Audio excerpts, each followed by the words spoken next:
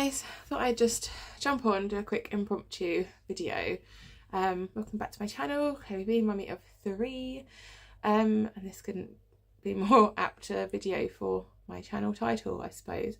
So I've had parents' evening this evening for the 2 younger ones, Charlie and Lily. I've got Zach's in a couple of weeks' time. And I come away from every parents' evening, and I don't know if anybody else feels like this either, but I come away from parents' evening always feeling like a terrible mother because I'm not doing enough of their home learning. But I can't work harder than I do. I can't. I am trying. I am trying my best to do everything. I am trying my best to keep a clean house, keep everybody in clean clothes, and at least once this week I've had to pull some uniform out of the washing basket because I haven't had a jumper, or they've had to wear a non-polo white t-shirt under their jumper because I just haven't had a clean polo top. I'm working 20 hours a week. I am trying to manage my own mental health. I'm trying to maintain relationships. I am trying to get healthy dinners on the table. Lily, don't show your bum to YouTube, darling. Make sure you don't show your bum. And it's so hard. It's really hard. And then the teachers don't make you feel bad. The teachers are lovely. And honestly, I don't know how teachers do it. I don't know how teachers do it who have families. How do they do it? Because the amount of extra work they have to do. And if they're managing to do it, why can't I, when I only work 9:30 to 2:30 and I have a day off in the week? Yeah, how did people used to do it? I'm fairly sure parents in the 50s, 60s, 70s weren't coming home and doing a bunch of reading with their kids, like, because we were, I don't know, too busy. Or if I didn't work, I would have all the time in the day to get everything done during the day that needs to be done in the evening, like the washing, the dinner prep, getting everything sorted, making the appointments, doing things. I'd have all the time in the world to do that. Us ready for bed. Yeah. You know, like, there's just so much to do in a day, especially if you are a working parent. How are you meant to not come away from parents' evening not feeling like you're not doing enough? Lily, put your bum away. Yeah, so if any, like, Charlie's fine, he's fine, but I didn't do, when they were in reception, I didn't do enough reading with Charlie or Zach, because when I had Zach going into school, I had Charlie, who was still a demanding, like, toddler, and then I was pregnant with Lily and really sick throughout my whole pregnancy, or a lot of my pregnancy. And then when Charlie started school, Lily was still a demanding, like, baby toddler, and then we had lockdown and COVID, and I couldn't physically or mentally cope with the homeschooling and things. And now that Lily started school, you think that I might have time to sit down and do reading with her, but now I'm working and everything needs doing, and I'm conscious that even while I'm making this video, time's ticking on this evening, and I need to get dinner done. And it's only going to be a rubbish oven dinner with chicken goujons and fish fingers for the kids tonight. When am I not going to feel like I'm failing?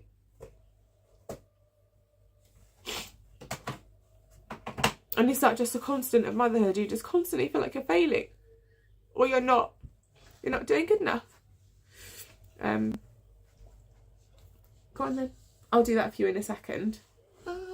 So, because God knows I am trying my best to get fruit into these kids, to get a varied diet into these kids, to keep them entertained at the weekends and take them out and do enriching activities with them and things. I don't know how much more I can give, and I know it seems silly just to sit here and say, like, obviously I should be doing reading with them, obviously I should, and I want to,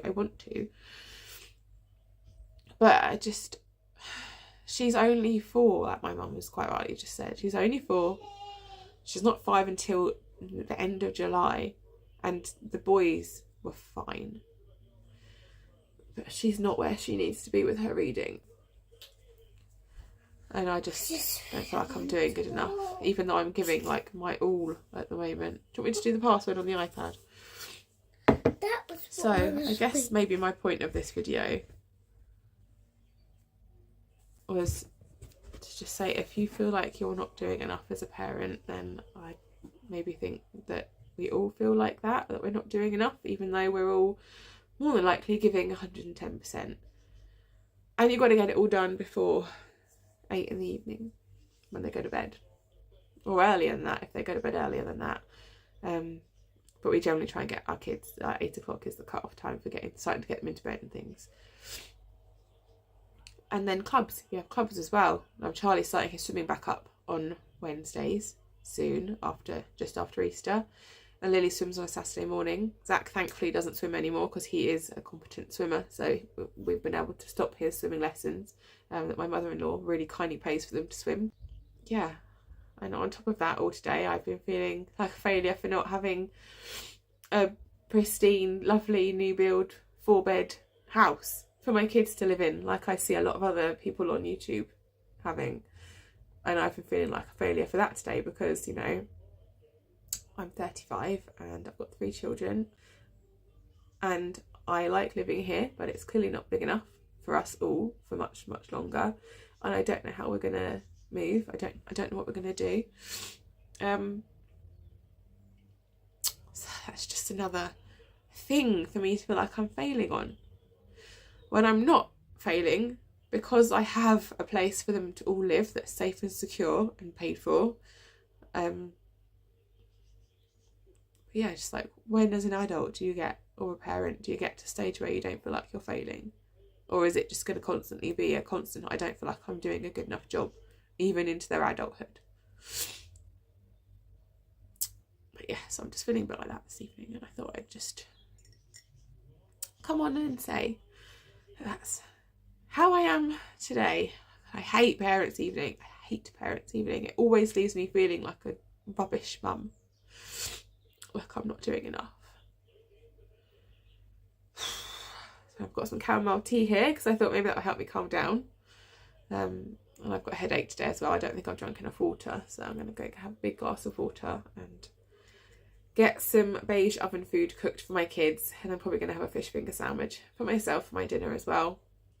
And then after dinner do Lily's reading so that I can tick that off and write in her book, because it's easy to do the boys' reading because they're independent readers. So in the morning while I'm getting ready, I can say to Charlie, get your book out, and I'll listen to him while I'm doing the lunches and whatnot. And I can do the same to Zach, and I can say to Zach, go do your times tables, rock stars, and he'll tell me he's done that. And how do people cope with more than 3 children? Some people have 7 children. How do they make sure that their kids do all their reading? I don't get it. I just don't get it.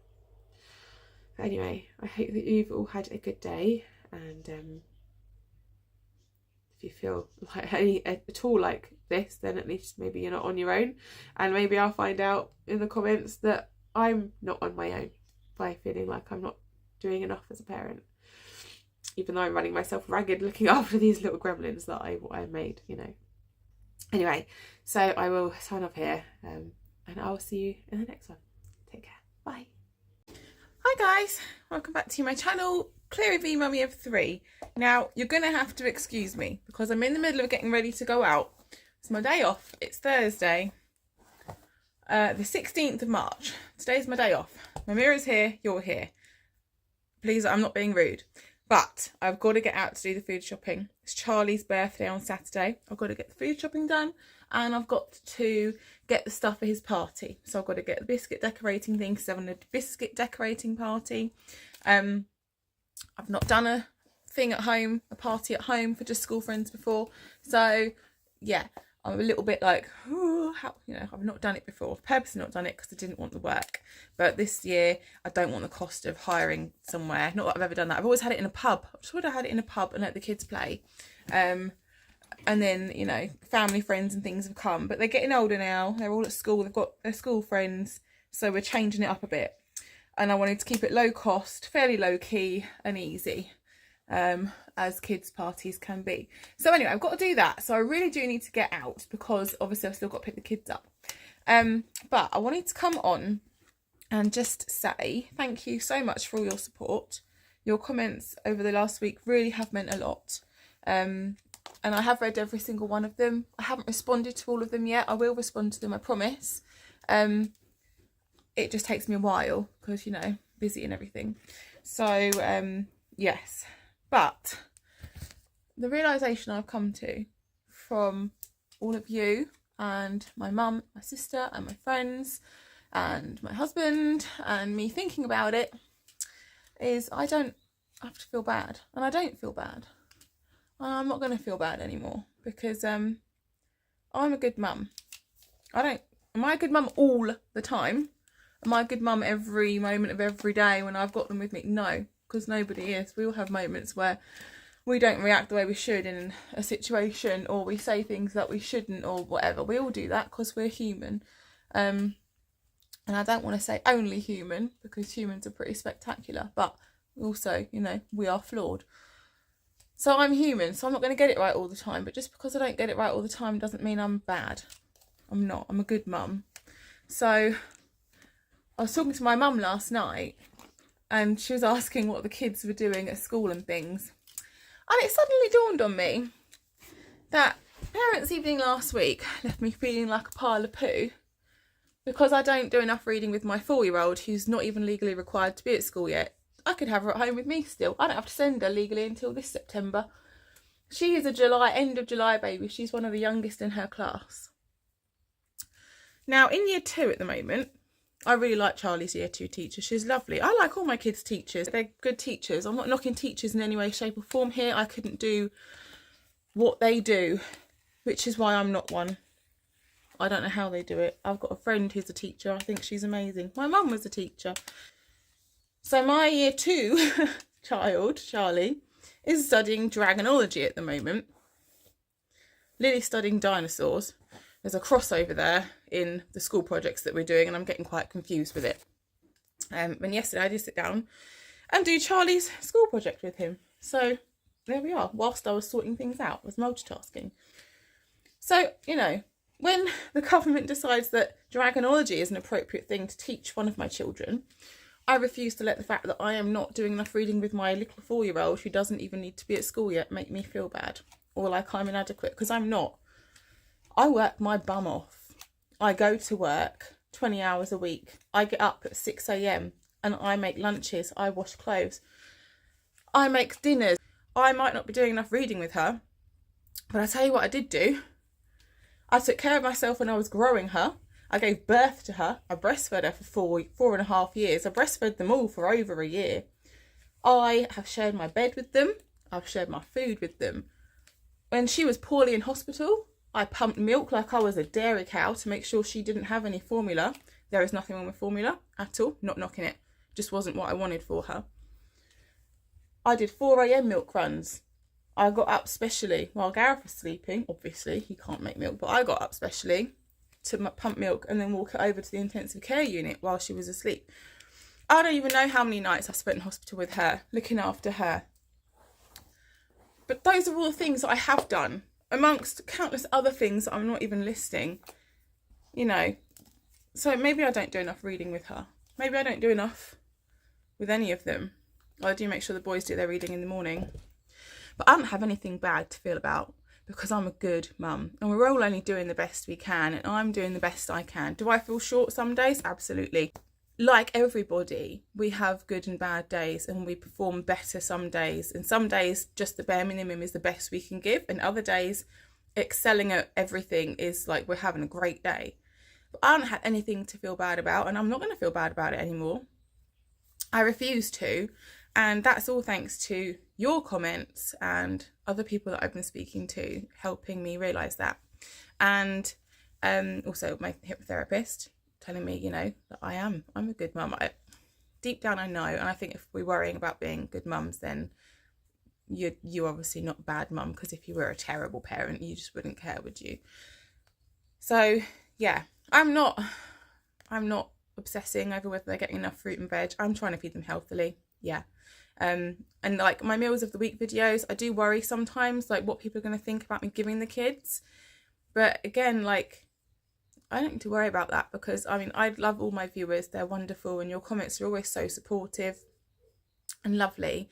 But I don't need to explain myself to anybody at all, because they're my choices. Like, I mean, okay, my kids don't always have a massively healthy dinner, but they have fruit every day in their lunch, and I try and give them fruit in the mornings when I can. And you know, it's just, I try and just keep it balanced. I'm not going to obsess over all that anymore, because there's just no point. They're healthy, they're happy. As long as they're healthy and happy, that's the main thing. Anything above that is a bonus. And that was from one of my friends that I spoke to the other day. So there's that. Not feeling inadequate about where I live, what I can give my kids. Like, my kids are happy. You know, I don't need to feel bad about where I live, because there are so many people that are worse off than me. I'm not in a position where I have a 4 or 5 bedroom new build house, and we're lucky that it's as big as it is. Otherwise I wouldn't have been able to have a third baby, and if I'd waited until we could move, I think I'd be too old to have a third baby. So, you know, all of that, it's just, I'm just feeling more positive about everything in general. So yeah, I just wanted to hop on and say that, and I hope that you're all having a lovely week, and just thank you so much for your support. It really does mean a lot to me, and I will respond to all your comments. I'm sorry it just takes me quite a while, especially when there were so many of them, and like, a lot of you just have put such long comments that you've really obviously gone into a lot of detail and thought, and that means a lot to me. So thank you so much, because, you know, who am I? I'm just a stranger on the internet, just posting how I'm feeling, and you've taken the time to sit there and write comments and things and tell me about your lives and, you know, your experiences and things, and just been so supportive. So thank you so much, and I will see you all in the next one. I'm going to go and do the shopping now, and Alexa, what's the time? The time is 1:33 p.m. Yeah, I've got to go. So I'll see you in the next one. Take care, bye. I'll see you in the next one. Take care, guys. Bye.